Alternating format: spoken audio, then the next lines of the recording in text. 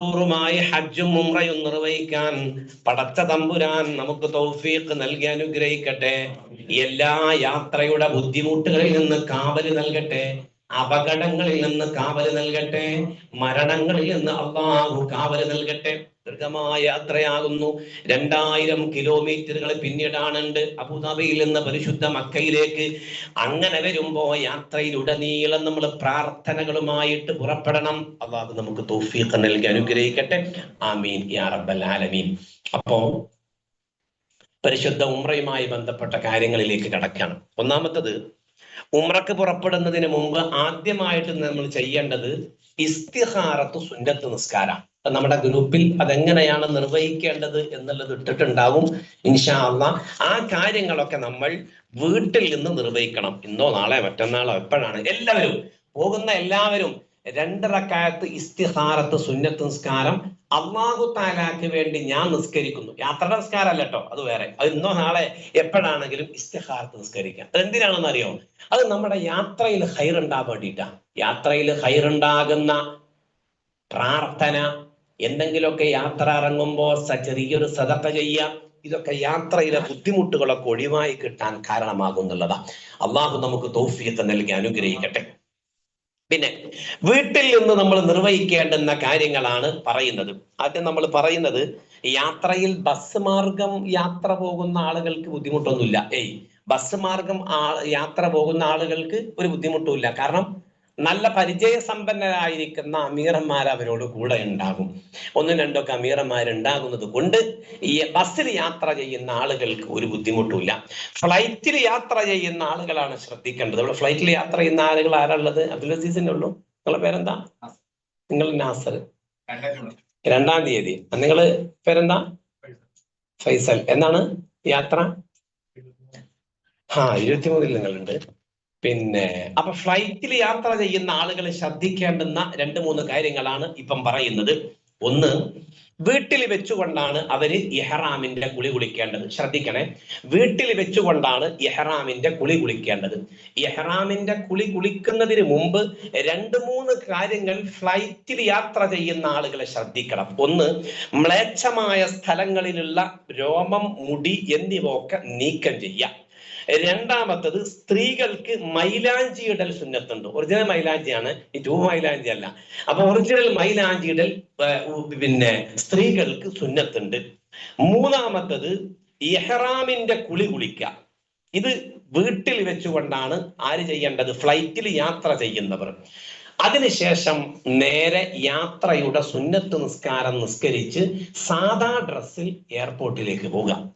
എല്ലാവരെയും ഡയറക്റ്റ് എന്നത് അല്ലെ, റിയാദ് ടച്ച് ഇല്ലല്ലോ, ദമാം ടച്ചും ഇല്ലല്ലോ. ഡയറക്റ്റ് ദുബൈ ടു ജിദ്ദ അല്ലെ. ഡയറക്റ്റ് ദുബൈ ടു ജിദ്ദയാണെങ്കിൽ ദുബൈ എയർപോർട്ടിൽ എത്തിയതിനു ശേഷം ചെക്കിങ്ങും മറ്റു കാര്യങ്ങളൊക്കെ കഴിഞ്ഞതിന് ശേഷം ബാത്റൂമിൽ പോയിട്ട് നമ്മൾ വുളൂ ചെയ്യുക. അതിനുശേഷം ഇഹ്റാമിന്റെ ഡ്രസ്സ് മാറ്റുക. പ്രയർ ഹാളിൽ പോയിട്ട് 2 റക്അത്ത് ഇഹ്റാമിന്റെ സുന്നത്ത് നിസ്കാരം നിസ്കരിക്കുക. വീട്ടിൽ നിന്ന് നിസ്കരിക്കേണ്ട 3 കാര്യങ്ങൾ ഞാൻ പറഞ്ഞു. അബ്ദുൽ അസീസ്, 23-നാണ് നിങ്ങൾ പോകുന്നത്. 10 ആളുകളുടെ അമീറുകളാണ്. അപ്പൊ 23-ന് പോകുന്ന ആളുകളെ ശ്രദ്ധിക്കാനാണ് ഈ പറയുന്നത്. വീട്ടിൽ വെച്ച് നിർവഹിക്കേണ്ട കാര്യങ്ങൾ ഞാൻ പറഞ്ഞു. എയർപോർട്ടിൽ വെച്ച് നിർവഹിക്കേണ്ട 3 കാര്യങ്ങളുണ്ട്. ഒന്ന്, വുളൂ ചെയ്തതിന് ശേഷം വുളൂവിന്റെ മുമ്പ് ഡ്രസ്സ് അണിയുക, വുളൂ ചെയ്യുക. പ്രയർ ഹാളിൽ പോയിട്ട് ഇഹ്റാമിന്റെ 2 റക്അത്ത് സുന്നത്ത് നിസ്കാരം നിസ്കരിക്കാം. അങ്ങനെ ഫ്ലൈറ്റിന് വെയിറ്റ് ചെയ്യാം. നിയ്യത്ത് ചെയ്യരുത്. നിയ്യത്ത് ഫ്ലൈറ്റിൽ കയറിയതിന് ശേഷം നിയ്യത്ത് ചെയ്യാം. എന്തുകൊണ്ട് എന്ന് വെച്ചാൽ ഫ്ലൈറ്റ് ചിലപ്പോൾ ഡിലേ ആവാം, ഫ്ലൈറ്റ് ക്യാൻസൽ ആവാം. ക്യാൻസലും ഫ്ലൈറ്റ് ഡിലേ ഒന്നും ഇല്ലാതിരിക്കട്ടെ. അങ്ങനെ വരുമ്പോൾ യാത്ര ബുദ്ധിമുട്ടായി മാറും. കാരണം നമ്മൾ ഇഹ്റാമിലായാൽ പിന്നെ ഒരു രക്ഷയില്ല, ഉംറ ചെയ്യല്ലാതെ ഒരു രക്ഷയില്ല. അപ്പൊ ഇഹ്റാം വൈകിപ്പിക്കാൻ വേണ്ടി ഫ്ലൈറ്റ് ഒന്ന് കയറിയിരുന്ന് അല്പം കഴിഞ്ഞതിന് ശേഷം നിയ്യത്ത് ചെയ്യുക. എന്താണെന്ന് വെച്ചാൽ, ഫ്ലൈറ്റിൽ കയറിയിരുന്ന് നിയ്യത്ത് ചെയ്തത് എന്തിനാന്ന് വെച്ചാൽ, എങ്ങാനും എന്തെങ്കിലും തടസ്സങ്ങൾ ഉണ്ടെങ്കിൽ, ഇഹ്റാമിന്റെ മുമ്പാണെങ്കിൽ നമുക്ക് പ്രശ്നമില്ല, ഇഹ്റാമിന്റെ ശേഷമാണെങ്കിൽ ആടിനെ അറുത്തു കൊടുക്കേണ്ടി വരും. കൊറോണ കാലഘട്ടത്തിൽ അങ്ങനെ ഉണ്ടായി എന്നുള്ളതാണ്. സൗദി അറേബ്യയിലേക്കുള്ള ഫ്ലൈറ്റ് ജിദ്ദയിലേക്ക് കാലിക്കറ്റിൽ നിന്ന് വരാനിരിക്കായിരുന്നു ഒരു ഫ്ലൈറ്റ്. കാലിക്കറ്റിൽ നിന്ന് ബോർഡിംഗ് പാസ് കിട്ടിയിട്ട് ഇഹ്റാമും ചെയ്ത് നമ്മളെ നാട്ടിലെ ഹാജിമാരൊക്കെ നേരത്തെ തന്നെ ഇഹ്റാം ചെയ്യും. അവര് ഫ്ലൈറ്റിൽ കയറി ഇരുന്നിട്ട് റാഹത്തായിട്ട് ഇങ്ങനെ ഇരിക്കുമ്പോഴാണ് സൗദി അറേബ്യയിൽ നിന്നുള്ള മെസ്സേജ്, ഇവിടെ ഫ്ലൈറ്റ് ജിദ്ദയിൽ ഇറങ്ങാൻ ഞങ്ങൾ നിരോധിച്ചിട്ടുണ്ട്, കാരണം കൊറോണയുമായി ബന്ധപ്പെട്ട് ഞങ്ങൾ എയർപോർട്ട് അടച്ചിടുകയാണെന്ന് പറഞ്ഞിട്ട്. അവരെല്ലാവരും ഇഹ്റാമിലായിരുന്നു. രക്ഷയൊന്നുമില്ല, എല്ലാവരും ആടിനെ അറുത്തു കൊടുക്കൽ നിർബന്ധമാണ്. എന്തുകൊണ്ട്? ഇഹ്റാം ചെയ്തു എന്നുള്ളതാണ് അതിനുള്ള കാരണം. ഇഹ്റാം പിന്തിപ്പിച്ചിരുന്നെങ്കിൽ കുഴപ്പമില്ല. ജിദ്ദയിൽ ഇറങ്ങുന്നതിന്റെ 20 മിനിറ്റ് മുമ്പാണ് കർണുൽ മനാസിൽ എന്ന് പറയുന്ന സ്ഥലത്തിനോട് ഫ്ലൈറ്റ് നേരിടുന്നത്. അപ്പൊ മാത്രമേ നിയ്യത്ത് നിർബന്ധമുള്ളൂ. അപ്പൊ അതിനു മുമ്പ് എപ്പോഴെങ്കിലും നിയ്യത്ത് ചെയ്താൽ മതി എന്നുള്ളതാണ്. അപ്പൊ ഫ്ലൈറ്റിൽ യാത്ര പോകുന്ന ആളുകൾ ശ്രദ്ധിക്കേണ്ടത് 3 കാര്യങ്ങൾ വീട്ടിൽ നിന്ന് നിർവഹിക്കുക. അഥവാ മ്ലേച്ഛ സ്ഥലങ്ങളിലുള്ള മുടി രോഗങ്ങളൊക്കെ വൃത്തിയാക്കേണ്ടതും മറ്റും വീട്ടിൽ നിന്നാണ്. ഇഹ്റാമിന്റെ കുളിക്കേണ്ടത് വീട്ടിൽ നിന്നാണ്. സ്ത്രീകളാണെങ്കിൽ കയ്യിൽ കൈപ്പത്തിയിൽ മാത്രം മൈലാഞ്ചി ഇടലും സുന്നത്തുണ്ട്. ഈ കാര്യങ്ങൾ വീട്ടിൽ നിന്ന് നിർവഹിക്കലും ശേഷം 3 സുന്നത്തുകൾ എയർപോർട്ടിൽ നിന്ന് നിർവഹിക്കലും നിർബന്ധമായിരിക്കുന്ന ഇഹ്റാം എന്ന ഘടകം നിയ്യത്ത് ചെയ്യേണ്ടത് ഫ്ലൈറ്റിൽ നിന്നും. ഈ കാര്യങ്ങൾ പ്രത്യേകിച്ച് ഫ്ലൈറ്റിൽ യാത്ര ചെയ്യുന്നവർ മനസ്സിലാക്കണം എന്ന് അപേക്ഷിക്കുന്നു. ബസ്സിൽ യാത്ര ചെയ്യുന്ന ആളുകൾ ഒന്നും പ്രയാസപ്പെടേണ്ട. എന്തുകൊണ്ട് എന്ന് വെച്ചാൽ അവരുടെ കൂടെ പരിചയസമ്പന്നരായിരിക്കുന്ന അമീർ ഉസ്താദന്മാർ കൂടെ ഉണ്ടായതുകൊണ്ട് ഓരോ സമയവും നിങ്ങൾ അപ്പോൾ അറിയിക്കും. അതുകൊണ്ട് ആ കാര്യങ്ങളൊന്നും ബുദ്ധിമുട്ടുണ്ടാകൂല. അല്ലാഹു തആല അനുഗ്രഹിക്കട്ടെ എന്ന് മാത്രം പറഞ്ഞുകൊണ്ട് ഉംറയുമായി ബന്ധപ്പെട്ട ബാക്കി എല്ലാ കാര്യങ്ങളും ബഹുമാനപ്പെട്ട നമ്മുടെ അമീർ ഉസ്താദ് കൂടിയായ സയ്യിദ് ഷഹീൻ തങ്ങൾ ചർച്ച ചെയ്യും എന്ന് പറഞ്ഞുകൊണ്ടും ഇൻഷാ അല്ലാഹ് വഴിയെ രണ്ടാമത് വീണ്ടും ക്ലാസ്സിൽ ഞാൻ വരും. അല്ലാഹു അനുഗ്രഹിക്കട്ടെ. അസ്സലാമു അലൈക്കും വറഹ്മത്തുള്ളാഹി വബറകാതുഹു.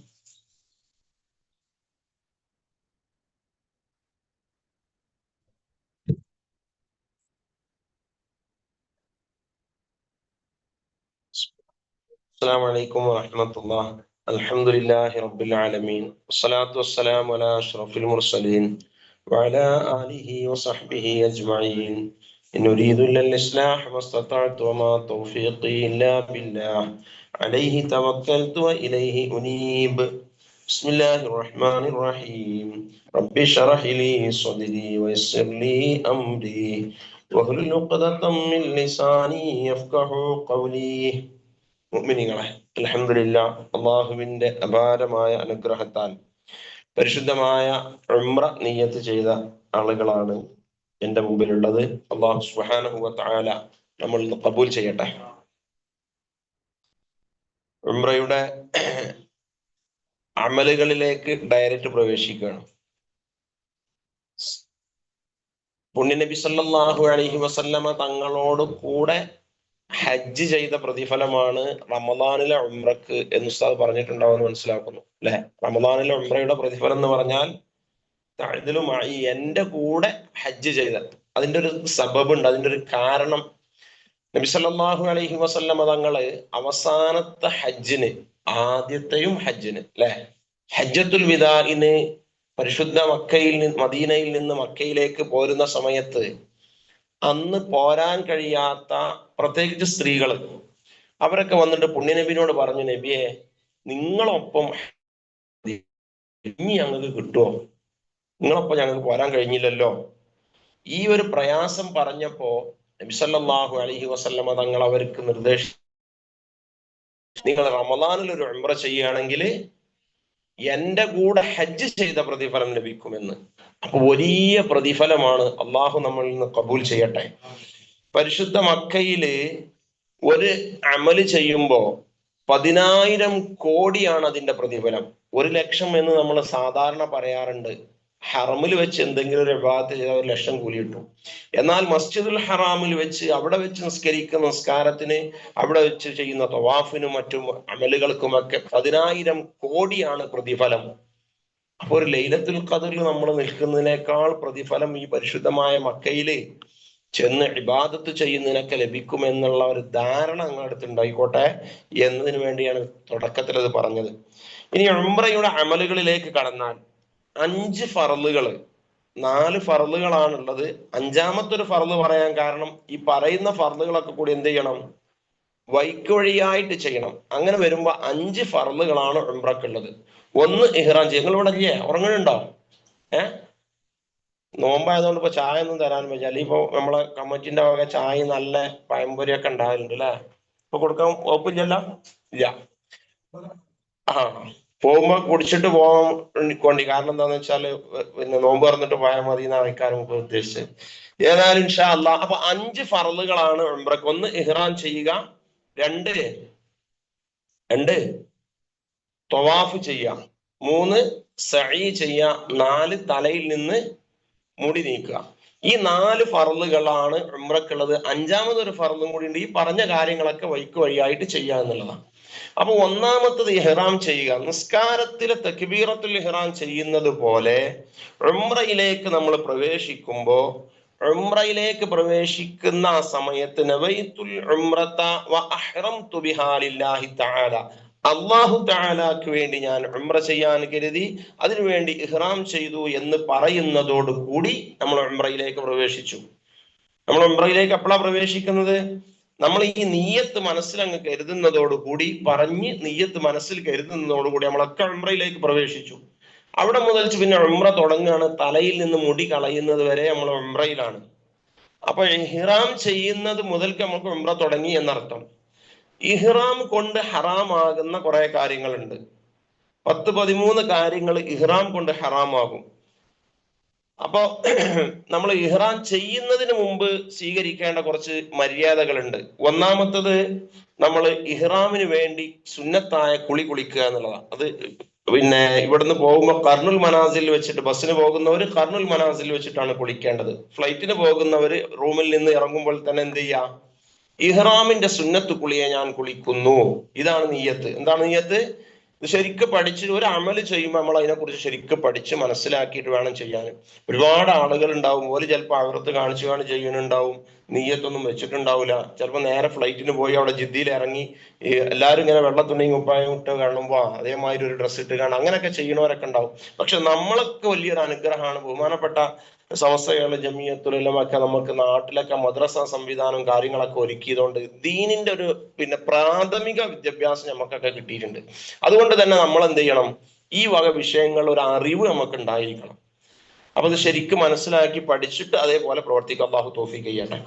അപ്പൊ ഇഹ്റാമിന്റെ മുമ്പായിട്ട് ഇഹ്റാമിന്റെ സുന്നത്ത് കുളിയെ ഞാൻ കുളിക്കുന്നു എന്ന് കരുതി അതിനുവേണ്ടി കുളിക്കുക, നല്ലൊരു കുളിക്കുക.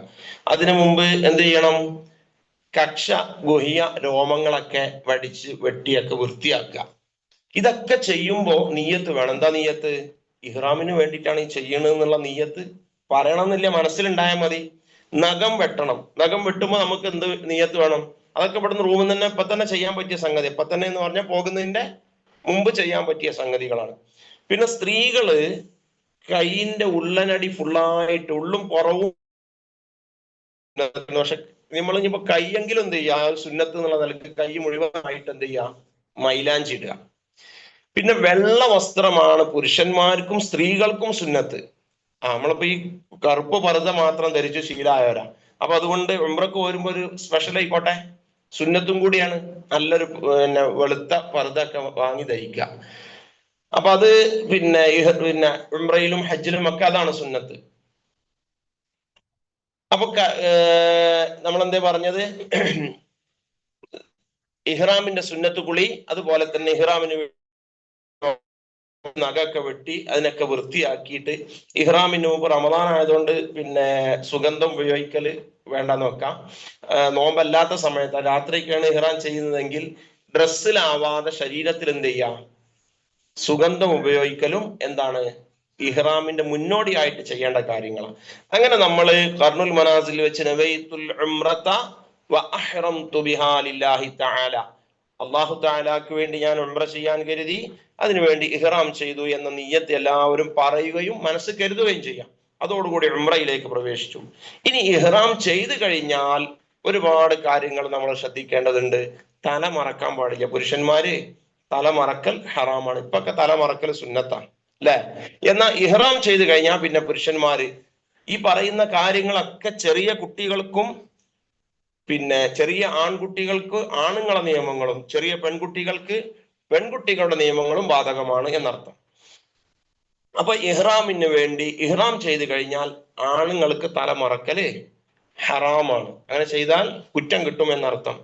അതുപോലെ തന്നെ എണ്ണ ഇടല്, തലയിലും താടിയിലുമൊക്കെ എണ്ണ തേക്കൽ എന്താണ്? പുരുഷന്മാർക്കും സ്ത്രീകൾക്കും ഹറാമാണ്. അതുപോലെ സുഗന്ധം ഉപയോഗിക്കല് ഹറാമാണ്. ഭാര്യ ഭർത്താക്കന്മാര് തമ്മിലുള്ള സംയോഗം ചെയ്യല് ഹറാമാണ്. നിക്കാഹ് ചെയ്യല് ഹറാമാണ്. ഈ പിന്നെ ഫാമിലികളൊക്കെ ആയിട്ട് പോകുമ്പോൾ പ്രത്യേകം ശ്രദ്ധിക്കേണ്ടത്, ഇഹ്റാം ചെയ്ത് കഴിഞ്ഞാൽ ഒരു വികാരത്തോടുള്ള നോട്ടമോ മറ്റുള്ള ചേഷ്ടകളോ ഒന്നും പാടില്ല. വെറും ബന്ധപ്പെടൽ മാത്രമല്ല ഹറാമ് എന്നർത്ഥം. അങ്ങനത്തെ ഒരു കാര്യങ്ങളും ഏർപ്പെടാൻ പാടില്ല. ഫിഖിന്റെ കിതാബുകൾ കാണാൻ കഴിയും, ഒറ്റയ്ക്ക് അവർ രണ്ടുപേരും കൂടി റൂമിൽ ഇരിക്കാനും കൂടി പാടില്ല. അത് കറാഹത്താണ്, ഹറാമല്ല. അപ്പൊ ആ രൂപത്തിൽ ശ്രദ്ധിക്കണം എന്നർത്ഥം. ഈ പിന്നെ വിഷയം പറയാൻ കാരണം എന്താണെന്ന് വെച്ചാൽ, നമ്മളിപ്പോ ഫാമിലിയൊക്കെ ആയിട്ട് പോകുമ്പോൾ നമ്മൾ അതൊക്കെ ശ്രദ്ധിച്ചു കൊണ്ടായിരിക്കണം നമ്മൾ ചെയ്യേണ്ടത് എന്നുള്ള നിലക്കാണ്. അപ്പൊ അതുപോലെ തന്നെ സുഗന്ധം ഉപയോഗിക്കലിന്റെ വിശദമായി പറയുകയാണെങ്കിൽ, സുഗന്ധം നമ്മുടെ ഡ്രസ്സിൽ പാടില്ല, നമ്മൾ ഇരിക്കുന്ന വിരിപ്പിൽ പാടില്ല, നമ്മൾ ഉപയോഗിക്കുന്ന സോപ്പിൽ പാടില്ല, നമ്മൾ ഉപയോഗിക്കുന്ന ഹാൻഡ് വാഷിൽ പാടില്ല. ഫ്ലൈറ്റിൽ കയറുമ്പോൾ ഫ്ലൈറ്റിൽ നിന്ന് കിട്ടുന്ന ഒരു സ്മെല്ലുള്ള ഒരു പിന്നെ ടവൽ ഉണ്ടല്ലോ, ഒരു ക്ലീനക്സ്, ഇതിലൊന്നും എന്ത് പാടില്ല? സുഗന്ധം ഉണ്ടാവാൻ പാടില്ല. സുഗന്ധം ഉപയോഗിക്കൽ ഹറാമാണ് എന്നർത്ഥം. ഇനി അതുപോലെ തന്നെ വേട്ടയാടല് ഇപ്പൊ സംഭവിക്കാൻ സാധ്യമില്ലെങ്കിൽ പോലും ഇഹ്റാം കൊണ്ട് ഹറാമാകുന്ന കാര്യങ്ങളിൽ അത് പെട്ടാണ്. സ്ത്രീകൾക്ക് പുരുഷന്മാര് തുന്നിയ വസ്ത്രം ധരിക്കല്. തുന്നിയ വസ്ത്രം എന്ന് പറഞ്ഞാല് കുപ്പായം, ടീഷർട്ട്, ഇന്നർ വയർ, ഷെഡ്ഡി, ബനിയൻ, ഇതൊന്നും പുരുഷന്മാര് ധരിക്കാൻ പാടില്ല. സ്ത്രീകൾക്ക് എന്ത് പറ്റും? തുന്നിയ വസ്ത്രങ്ങളൊക്കെ ധരിക്കാം. അവര് മുഖവും മുൻകൈയും മറക്കാൻ പാടില്ല. സ്ത്രീകള് മുഖവും മുൻകൈയും മറക്കാൻ പാടില്ല. മനസ്സിലാണില്ലേ? എന്താ നിങ്ങളിപ്പോ ഒരു ഉഷാറില്ലാത്ത എന്താ? മനസ്സിലാണ്. അപ്പൊ സ്ത്രീകളാണെങ്കിൽ മുഖവും മുൻകൈയും മറക്കാൻ പാടില്ല. പുരുഷന്മാര് തല മറക്കാൻ പാടില്ല. അപ്പൊ നമ്മൾ ഏകദേശം നിയമങ്ങളൊക്കെ പറഞ്ഞു കഴിഞ്ഞു. ഇനി ഇതെന്തെങ്കിലും സംഭവിച്ചിട്ടുണ്ടെങ്കിൽ, അഥവാ തലയിൽ നിന്നൊരു നഖമൊന്നും പോകാൻ പാടില്ല. അതാണ് ഇനി മുടി പോവുക, നഖം പോവുക, ഇങ്ങനത്തെ കാര്യങ്ങളൊക്കെ ഇഹ്റാമിന്റെ നിയ്യത്ത് കഴിഞ്ഞതിന് ശേഷം സംഭവിച്ചാൽ, ഒരാൾ ഭാര്യയുമായിട്ട് ബന്ധപ്പെട്ടാൽ ഒട്ടകത്തെ അറുത്ത് കൊടുക്കണം. അതുപോലെ തന്നെ മുടി പോയി അല്ലെങ്കിൽ പിന്നെ നഖം, ഇങ്ങനെയുള്ള എന്തെങ്കിലൊക്കെ വീഴ്ചകൾ നമുക്ക് ഇഹ്റാമിന്റെ ശേഷം സംഭവിച്ചു കഴിഞ്ഞാൽ അതിനും ഫിദിയ കൊടുക്കണം. എന്ത് ചെയ്യണം? ഒന്നിരിക്കൽ ആടിന് അറുത്ത് കൊടുക്കണം, അല്ലെങ്കിൽ 3 നോമ്പ് നോൽക്കണം, അല്ലെങ്കിൽ 6 മിസ്കീന്മാർക്ക് ഒരു നേരത്തെ ഭക്ഷണം കൊടുക്കണം. ഇങ്ങനെ ഉള്ള നിയമങ്ങളൊക്കെ ഇഹ്റാം കൊണ്ട് എന്താവും? നമ്മൾ സൂക്ഷിക്കേണ്ടതുണ്ട്. ഇഹ്റാം കൊണ്ട് ഹറാമാകുന്ന കാര്യങ്ങളാണ് നമ്മൾ പറഞ്ഞത്. അതുകൊണ്ട് ഇഹ്റാം ചെയ്ത് കഴിഞ്ഞാൽ പിന്നെ നമ്മൾ നല്ല ശ്രദ്ധിച്ചുകൊണ്ടായിരിക്കണം. അപ്പൊ പിന്നെ ചീർപ്പെടുത്തിട്ട് മുടിയൊക്കെ ഒന്ന് വാർന്നാല് എന്തായി? 2-3 മുടിയൊക്കെ എന്തായാലും കൊയ്യാൻ സാധ്യത ഉണ്ട്. അപ്പൊ എന്ത് ചെയ്യണം? അതിന് ഫിദിയ കൊടുക്കണം. അപ്പോ ഇഹ്റാമിൽ പ്രവേശിച്ചു കഴിഞ്ഞാൽ പിന്നെ നമ്മളെ അടുത്തുനിന്ന് എന്ത് സംഭവിക്കും? വീഴ്ച വരാതിരിക്കാൻ പ്രത്യേകം ശ്രദ്ധിക്കണം.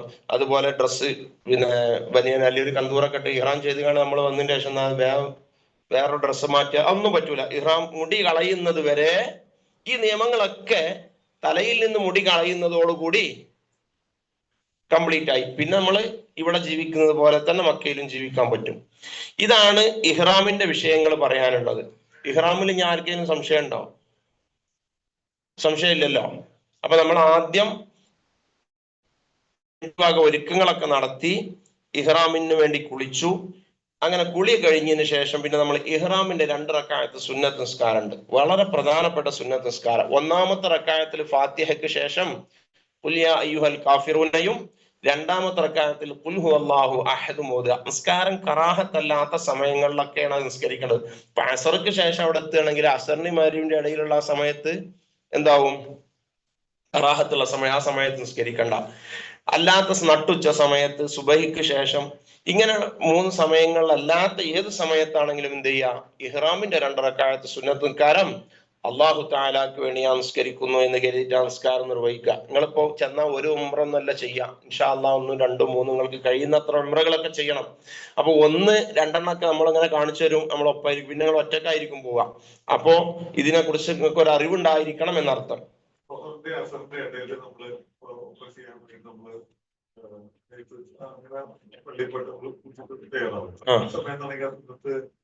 നിസ്കരിക്കണം. ദുഹറിന്റെ അസറിന്റെ ഇടയിലാണെങ്കിൽ കുഴപ്പമില്ലല്ലോ.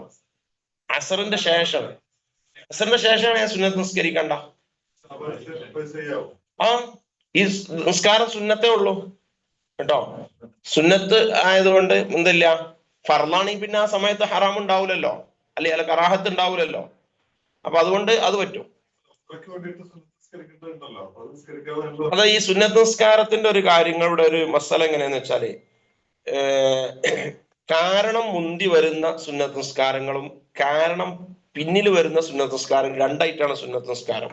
കാരണം മുന്തി വരുന്നതെന്ന് പറഞ്ഞാല് യാത്രക്ക് വേണ്ടിയുള്ള സുന്നത്ത് നിസ്കാരം നമ്മളെ യാത്രയുടെ മുമ്പാണ് നിസ്കരിക്കുക, അല്ലെ? അപ്പൊ യാത്ര തുടങ്ങിയിട്ടില്ല. അപ്പൊ ആ നിസ്കാരം എപ്പോ പറ്റൂല? ഈ പറഞ്ഞ 3 സമയത്ത് പറ്റൂല. ഏതൊക്കെ?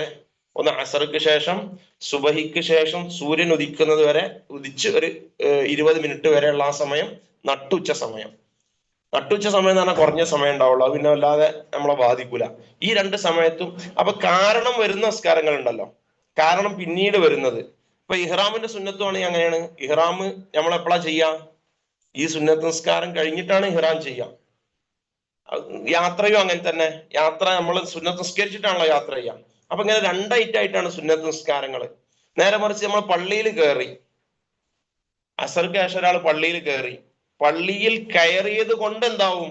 2 റക്അത്ത് നിസ്കരിക്കാനാവും. അപ്പൊ ആ നിസ്കാരം നിസ്കരിക്കാം. നിങ്ങൾക്ക് ഇതിന്റെ വ്യത്യാസം മനസ്സിലായല്ലോ. അഥവാ കാരണം പിന്നീട് വരുന്ന സുന്നത്ത് നിസ്കാരങ്ങളും കാരണം കഴിഞ്ഞതുമായ സുന്നത്ത്, കാരണം കഴിഞ്ഞതാണ് പള്ളിയിൽ കയറുക എന്നുള്ളത്, അത് കാരണം സംഭവിച്ചു, അതുകൊണ്ട് 2 റക്അത്ത്. ഇഹ്റാമിന്റെ സുന്നത്തോ ഇനി വരാൻ പോണുള്ളൂ, യാത്ര വരാൻ പോകുന്നുള്ളൂ. അപ്പൊ അതിനു മുമ്പുള്ള നിസ്കാരം ആയതുകൊണ്ടുള്ള കൺഫ്യൂഷനാണ്.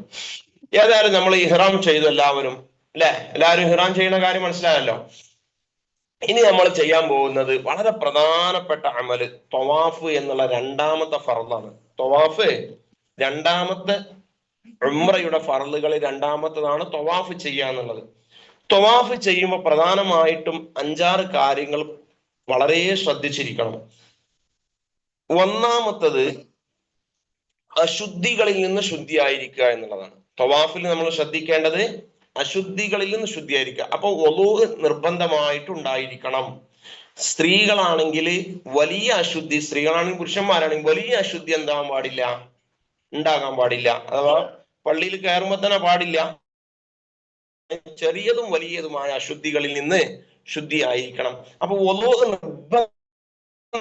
തവാഫ് ചെയ്യുമ്പോൾ അത് ചെറിയ കുട്ടികൾക്കും വുളൂ എടുക്കണം, വലിയ ആളുകൾക്ക് എല്ലാവർക്കും വുളൂ ഉണ്ടാവലേ നിർബന്ധം. നിങ്ങൾക്ക് എന്താ വുളൂ എന്ന് പറഞ്ഞാൽ മനസ്സിലാകാത്തവരമാതിരി? വുളൂ പറഞ്ഞാൽ അറിയില്ല, നിസ്കരിക്കുമ്പോൾ എടുക്കണ വുളുവേ. എന്താ ഇപ്പൊ നിങ്ങള്? അപ്പൊ വുളൂ ഉണ്ടായിരിക്കൽ എന്താണ്? നിർബന്ധമാണ്. തവാഫ് ചെയ്യുമ്പോ വുളൂ ഉണ്ടായിരിക്കണം.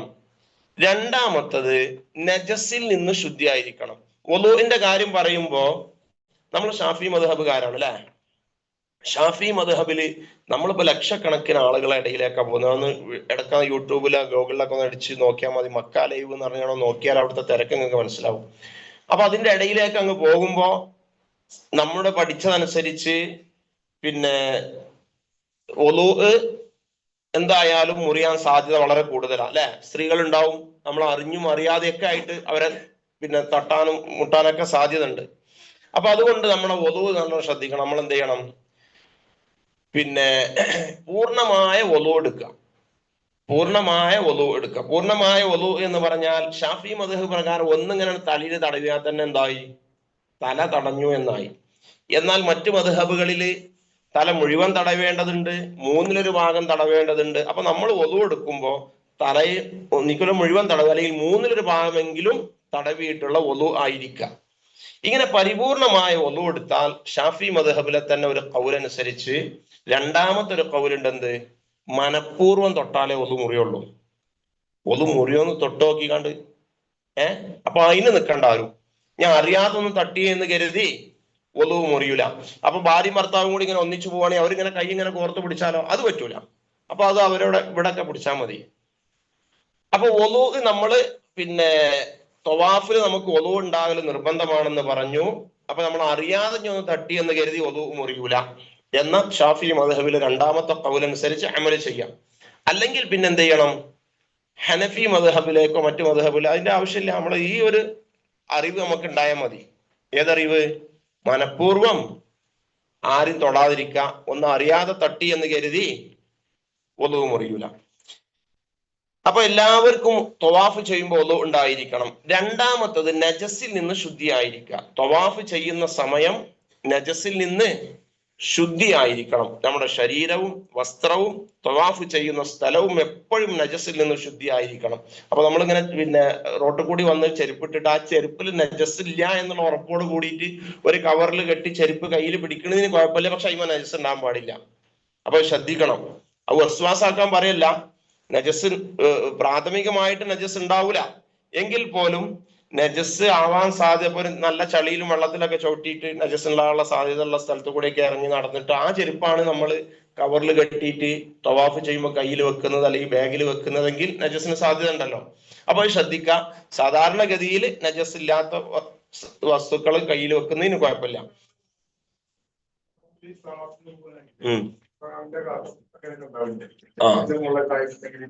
അതിപ്പോ പ്രത്യക്ഷത്തിൽ ഇങ്ങനെ കാണുന്നുണ്ടെങ്കിലേ പ്രശ്നമുള്ളൂ. നമ്മളിപ്പോ പിന്നെ അതിൽ ഉണങ്ങിയതിന്റെ മേൽ കൂടി ഒന്നാണ് ചവിട്ടിച്ചിട്ട് പ്രശ്നമില്ല. പ്രത്യക്ഷത്തില്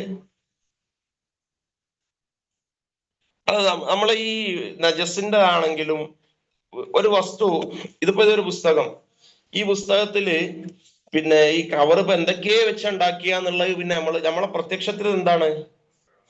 പുസ്തകമാണ്, ശുദ്ധമായ സാധനമാണല്ലോ. ഇതിൽ നജസ് ഉണ്ടാവും, അല്ലെങ്കിൽ ചെരുപ്പ് ഉണ്ടാക്കിയിൽ നജസ് ഉണ്ടാവും. അങ്ങനെ പിന്നെ ഡീപ്പായിട്ട് ചിന്തിച്ചു കണ്ട് വസ്വാസം ഉണ്ടാക്കണ്ട. നമ്മൾ സ്വാഭാവികമായിട്ട് പോകുന്ന ഇടയിൽ ഇപ്പൊ നജസ്സിൽ ചവിട്ടാതെയും ഇതൊക്കെ ശ്രദ്ധിച്ചു പോവുക. അങ്ങനെ ഉണ്ടെങ്കിൽ ഇത് കഴുകിയിട്ട് വെക്കും ചെയ്യാം. അത്ര ചെയ്താൽ മതി.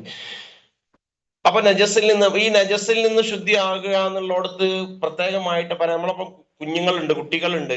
കുട്ടികളെ നമ്മള് പിന്നെ ഇഹ്റാമൊന്നും ചെയ്യിച്ചിട്ടില്ലെങ്കിൽ പോലും പാമ്പേഴ്സിലൊക്കെ അവർ മൂത്രമൊഴിക്കുക കാഷ്ടിക്കുകയൊക്കെ ചെയ്തിട്ടുണ്ടെങ്കിൽ ആ കുട്ടീനെ എടുത്തുകൊണ്ട് തവാഫ് ചെയ്താൽ സഹി ആകുകയില്ല. അതുപോലെ തന്നെ ചെറിയ ആൺകുട്ടികള്, അവര് സുന്നത്ത് കഴിക്കാത്ത കുട്ടികളാണെങ്കിൽ എന്താവും? അവരുടെ ലിംഗാഗ്രത്തിൽ ലേശ മൂത്രം അവിടെ നമ്മൾ അറിയാതെ അവിടെ ഉണ്ടാവും. നിങ്ങളിപ്പോ എങ്ങനെ കഴുകി കൊടുത്താലും ലേശം അവിടെ ബാലൻസ് ഉണ്ടാവും. അപ്പൊ അങ്ങനത്തെ കുട്ടികളെ എടുത്തുകൊണ്ട് തവാഫ് ചെയ്യുമ്പോഴും ശ്രദ്ധിക്കണം. അപ്പൊ അത് ഇല്ലാന്നുള്ള ഒരു ഉറപ്പ് നിങ്ങൾ വരുത്തണം. അപ്പൊ നജസിൽ നിന്ന് പരിപൂർണമായിട്ടും എന്തായിരിക്കണം? ശരീരവും വസ്ത്രവും നമ്മൾ ചുമക്കുന്ന സാധനങ്ങളും ഒക്കെ നജസിൽ നിന്ന് ശുദ്ധിയായിരിക്കണം.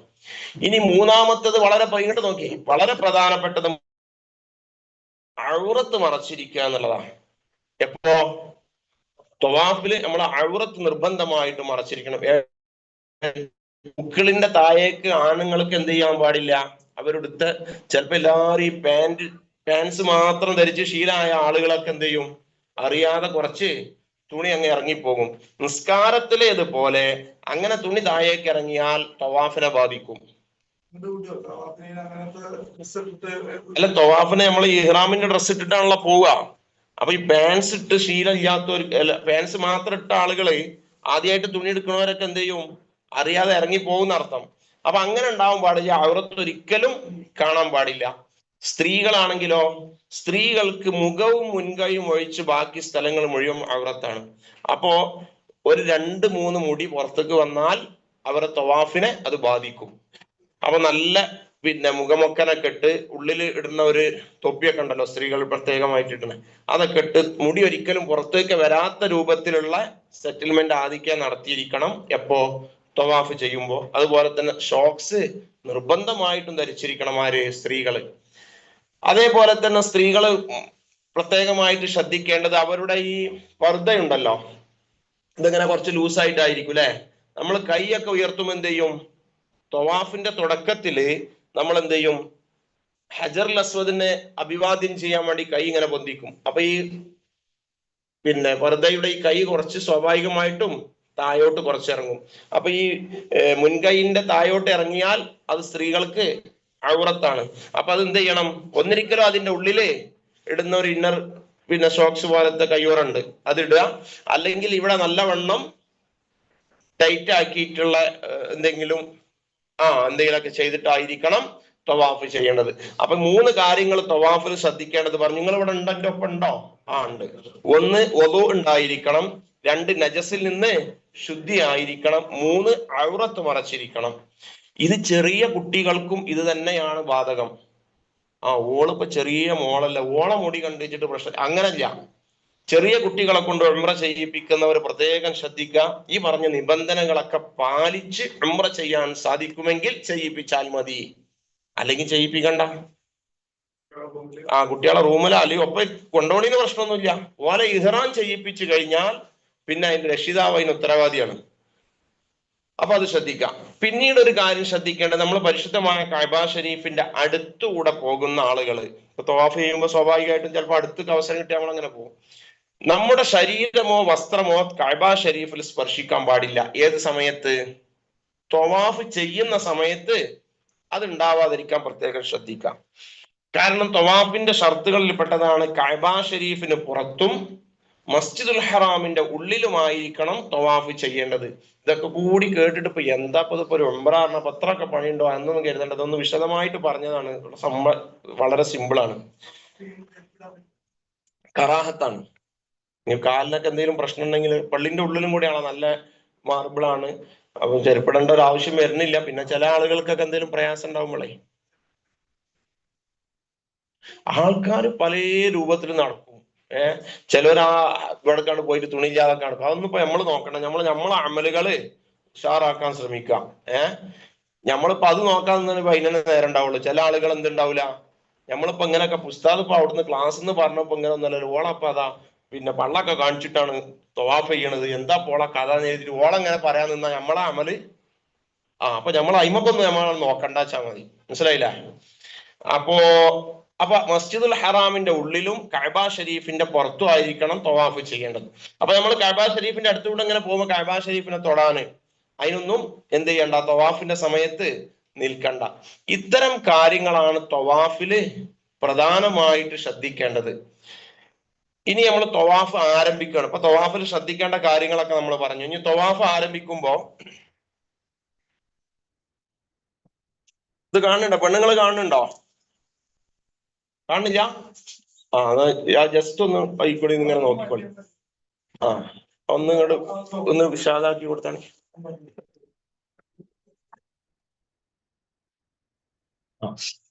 ഇതാണ് പരിശുദ്ധമായ കഅബ ഷരീഫ് അല്ലെ? കഅബ ഷരീഫിന്റെ വാതിൽ കാണുന്നുണ്ടോ? കണ്ടില്ലേ? 4 മൂലകളാണ് കഅബ ഷരീഫിനുള്ളത്, 4 കോർണറുകൾ. ഒന്ന് ഈ മൂല ഹജറുൽ അസ്വദ്, ഈ വാതിലിന്റെ അടുത്തുള്ള ഈ മൂല ഹജറുൽ അസ്വദിന്റെ മൂല. രണ്ടാമത്തത് ഈ മൂലയാണ്, റുക്നുൽ ഇറാഖ് എന്നാ പറയാ, ഇറാഖ് ഭാഗത്തേക്കുള്ള മൂലയാണ്. മൂന്നാമത്തത് റുക്നുൽ ഷാം, ഈ ഭാഗം. നാലാമത്തേത് നമ്മൾ ഈ നിൽക്കുന്ന റുക്നുൽ യമാനി. ഇങ്ങനെ 4 മൂലകളാണ് പരിശുദ്ധമായ കഅബ ഷരീഫിനുള്ളത്. എത്ര മൂലകളുണ്ട്? 4 മൂലകൾ. ഒന്ന് ഹജറുൽ അസ്വദിന്റെ മൂല, ഇവിടെ നിന്നാണ് നമ്മൾ തവാഫ് ആരംഭിക്കുക. ഹജറുൽ അസ്വദിന്റെ ആ ഭാഗത്ത് നിന്നാണ് തവാഫ് നമ്മൾ ആരംഭിക്കുക. അപ്പൊ ഈ ഹജറുൽ അസ്വദിന്റെ നേരെ ഇപ്പുറത്തൊരു പച്ച ലൈറ്റ് ഇങ്ങനെ വെച്ചിട്ടുണ്ടാകും. ഈ മൂലയാണ് ഹജറുൽ അസ്വദ് എന്ന് അറിയിക്കാൻ വേണ്ടിയിട്ട്. അപ്പൊ നമ്മൾ ഇവിടെ എത്തിയാൽ എന്ത് ചെയ്യും? വലത് കൈ ഇങ്ങനെ ഹജറുൽ അസ്വദിന് ഇങ്ങനെ പൊന്തിച്ചിട്ട് ബിസ്മില്ലാഹി അല്ലാഹു അക്ബർ, ബിസ്മില്ലാഹി അല്ലാഹു അക്ബർ, ബിസ്മില്ലാഹി അല്ലാഹു അക്ബർ എന്ന് പറഞ്ഞിട്ട് ആ കൈ മുത്തും. ശരിക്കും ഹജറുൽ അസ്വദ് മുത്തിയിട്ടാണ് തവാഫ് ആരംഭിക്കേണ്ടത്. ഇപ്പൊ നമുക്ക് അതിന് സാധ്യമല്ല. അല്ലെങ്കിൽ ഒരു വടി കൊണ്ട് ഹജറുൽ അസ്വദിന് ഇങ്ങനെ തൊട്ടിട്ട് ആ വടി മുത്തണമെന്നാ ഇഷാറത്താക്കുള്ളൂ. അങ്ങനെ നമ്മൾ തവാഫ് ആരംഭിക്കും. ഹജറുൽ അസ്വദിന്റെ അവിടെ നിന്ന് തുടങ്ങി പിന്നെ നമ്മൾ എന്ത് ചെയ്യും? നേരെ റുക്നുൽ ഇറാഖിലൂടെ റുക്നുൽ ഷാം, റുക്നുൽ യമാനി, വീണ്ടും ഹജറുൽ അസ്വദിന്റെ അവിടെ തന്നെ എത്തും. അപ്പൊ എത്ര ചുറ്റായി? 1 പ്രാവശ്യം കഅബ ഷരീഫിനെ വലയം വെച്ചു. ഇങ്ങനെ 7 പ്രാവശ്യം കഅബ ഷരീഫിനെ വലയം വെക്കുമ്പോഴാണ് ഒരു തവാഫ് ആകുന്നത്.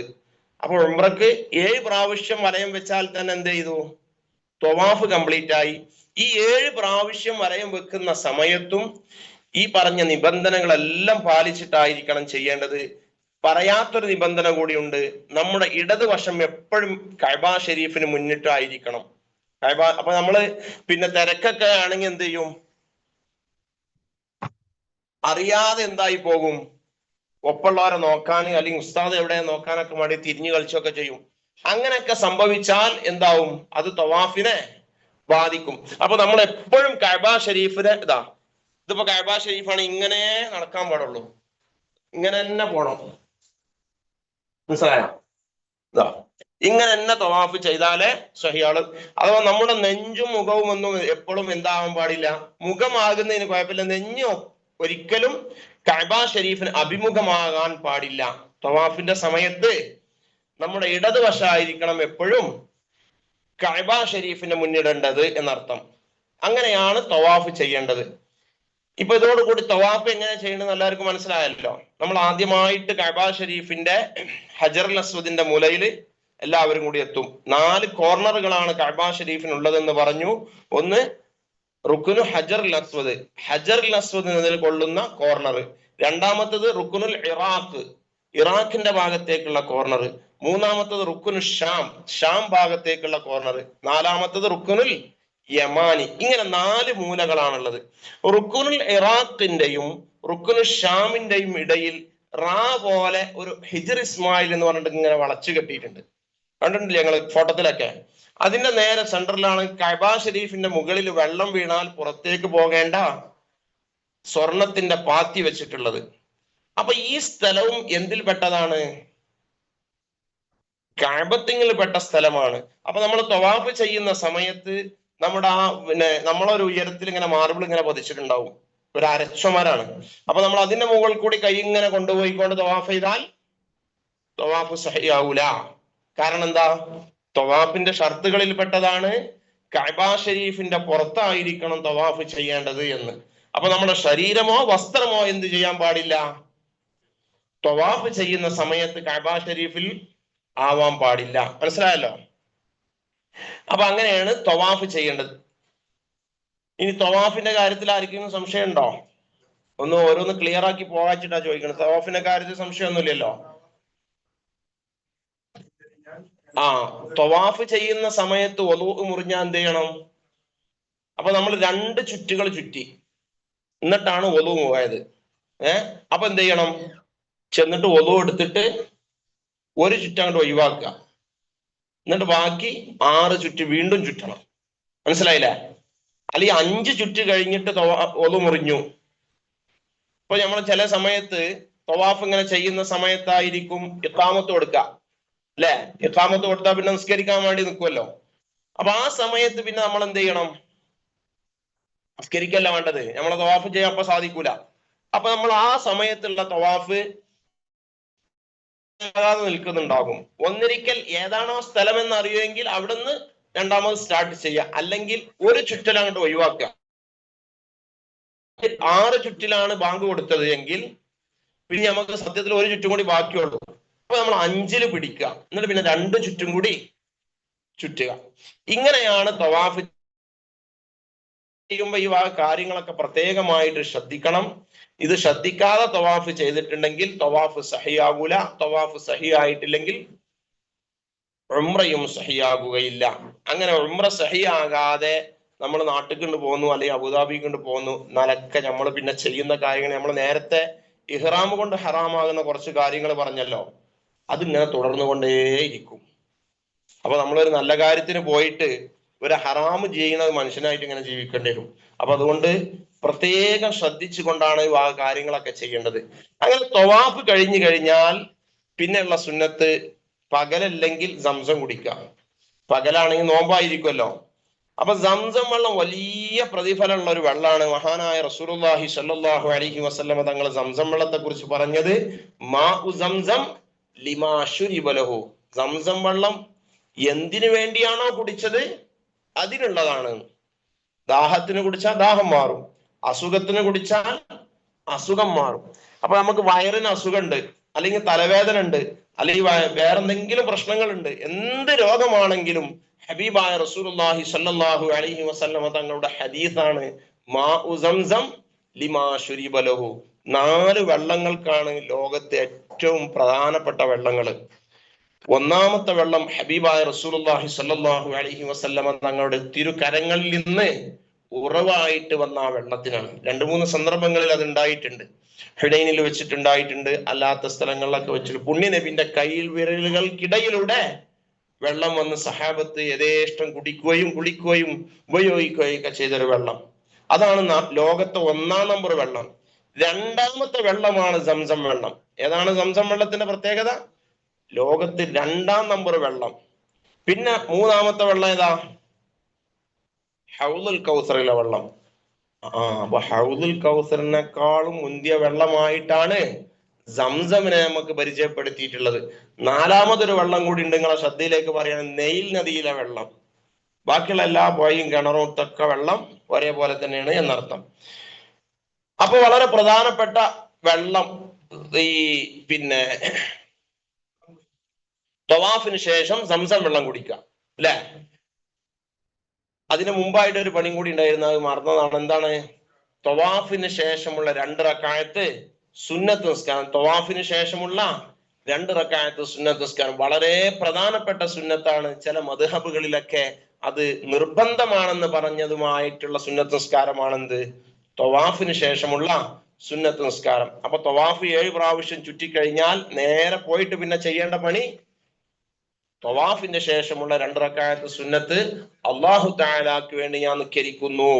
അത് മഖാം ഇബ്രാഹിമിന്റെ പിന്നിൽ സൗകര്യപ്പെടുകയാണെങ്കിൽ അവിടുന്ന് ചെയ്യാം, അല്ലെങ്കിൽ കുറച്ച് അപ്പുറത്ത് ഇങ്ങനെ അതിനുള്ള സൗകര്യപ്പെടുത്തിയിട്ടുണ്ടാകുന്ന ഉസ്താദ് നിങ്ങളൊക്കെ കൂടി അവിടുന്ന് കഴിയുന്ന സ്ഥലങ്ങളിൽ ചെയ്യാം, അല്ലെങ്കിൽ മസ്ജിദുൽ ഹറാമിൽ വെച്ച് എവിടെ വെച്ച് ചെയ്താലും ഈ നിയ്യത്താണ് അതിൽ വെക്കേണ്ടത്. എന്താണ് നിയ്യത്ത്?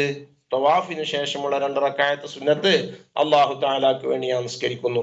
1-ാമത്തെ റക്അത്തിൽ ഫാത്തിഹയ്ക്ക് ശേഷം നമ്മൾ ഇഹ്റാമിന്റെ സുന്നത്തിൽ പറഞ്ഞ ഖുൽ യാ അയ്യുഹൽ കാഫിറൂനയും 2-ാമത്തെ റക്അത്തിൽ ഫാത്തിഹയ്ക്ക് ശേഷം ഖുൽ ഹുവല്ലാഹു അഹദ് മോദിയിട്ടാണ് നിസ്കരിക്കേണ്ടത്.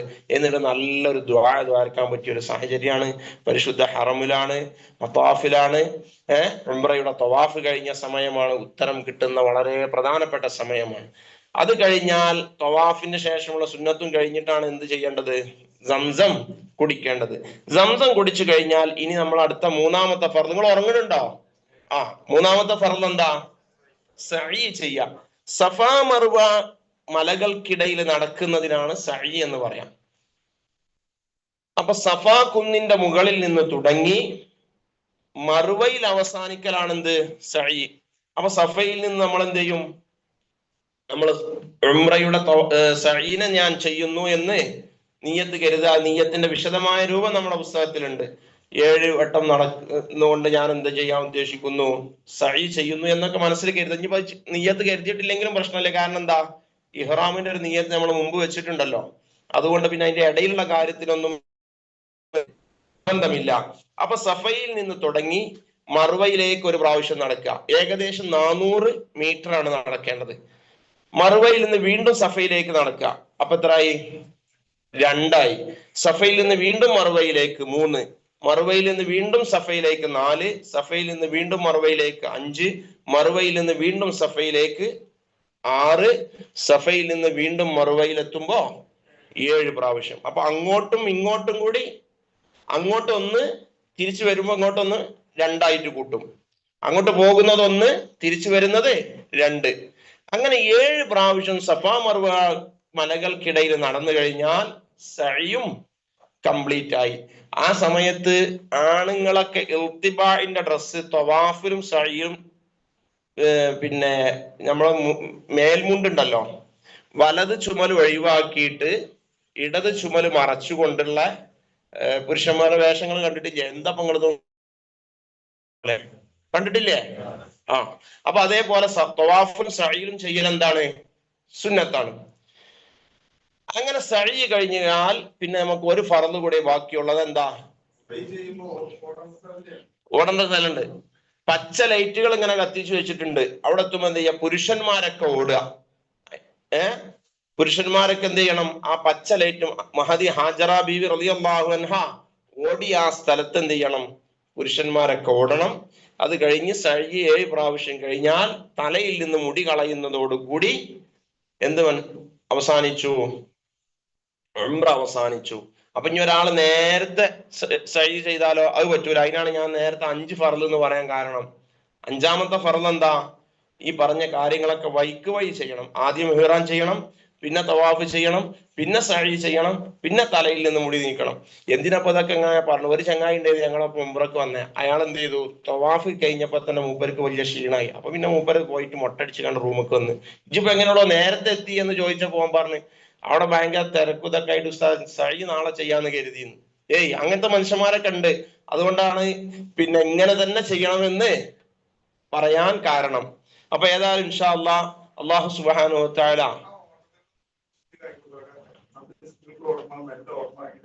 ഓട്ടം സ്പീഡ് കൂടിച്ചിട്ട് എന്താവൂല, സമ്മാനം കിട്ടൂല.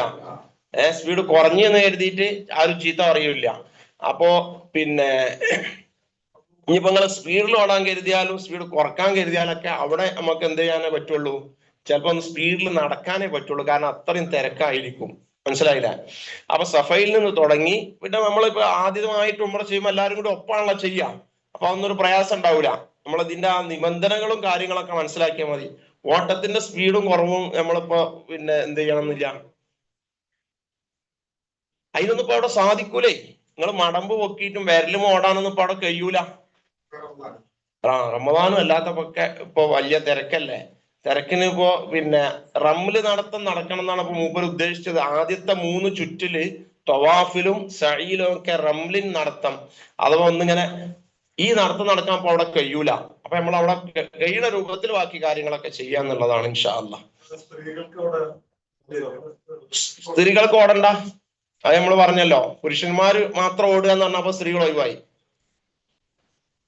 ഇൻഷാ അല്ലാഹ് പിന്നെ ഇനി വിശദമായ നമുക്ക് പിന്നെ ബസ്സിൽ നിന്ന് സംസാരിക്കാൻ കഴിയും. പിന്നെ നിങ്ങൾക്ക് ഓരോ പുസ്തകം തരുന്നുണ്ട്, കൈപുസ്തകം. അതിൽ വിശദമായിട്ട് കാര്യങ്ങളൊക്കെ ഉണ്ട്. അപ്പൊ എല്ലാവരോടും പിന്നെ വീണ്ടും പറയാനുള്ളത്, പോകുന്നതിന് മുമ്പ് ഇതിനെക്കുറിച്ച് നല്ലൊരു ഐഡിയ നമുക്ക് ഉണ്ടാവണം. എന്നിട്ട് വേണം ചെയ്യാൻ. ഇൻഷാ അല്ലാഹ് അല്ലാഹു സുബ്ഹാനഹു വ തആല പരിപൂർണമായിട്ട് അമലുകളൊക്കെ ചെയ്യാൻ അല്ലാഹു നമുക്ക് തൗഫീഖ് ചെയ്യട്ടെ. പുണ്യനബി സല്ലല്ലാഹു അലൈഹി വസല്ലമ ദുആ പറഞ്ഞ റസൂലുള്ളാഹിനോട് കൂടെയുള്ള ആ ഹജ്ജിന്റെ പ്രതിഫലം ലഭിക്കുന്ന അമലുകളിൽ നമ്മുടെ ഉംറയെ അള്ളാഹു ഉൾപ്പെടുത്തി അനുഗ്രഹിക്കട്ടെ. നിങ്ങളൊക്കെ ദുആ ചെയ്യണമെന്ന് അഭ്യർത്ഥിച്ചുകൊണ്ട് നിർത്തുന്നു. ആഖിറു ദഅ്വാനാ അൽഹംദുലില്ലാഹ്. അസ്സലാമു അലൈക്കും വറഹ്മത്തുള്ളാഹി വബറകാതുഹു.